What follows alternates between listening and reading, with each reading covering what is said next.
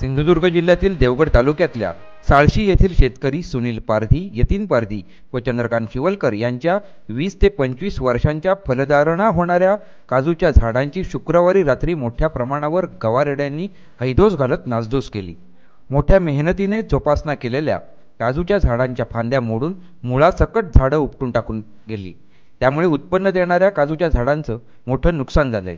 या नुकसानीची देवगडचे वनपाल श्रीकृष्ण परीट व वनरक्षक रामदास घुगे यांनी घटनास्थळी जाऊन पंचनामा केला। यावेळी शेतकरी सुनील पारधी, यतीन पारधी, चंद्रकांत शिवलकर, पोलीस पाटील कामिनी नाईक, माजी सरपंच वैभव साळसकर, प्रभाकर गाडी उपस्थित होते। काजूच्या झाडांना वनप्राण्याकडून नुकसान झाल्यावर तुटपुंजी मदत मिळते, त्या अनुदानात वाढ करून मिळावी अशी मागणी यावेळी संबंधित शेतकरी तसेच माजी सरपंच वैभव साळसकर आणि परिसरातील लोकांनी केली आहे। संतोष साळसकर, आपली सिंधुनगरी न्यूज, शिरगाव।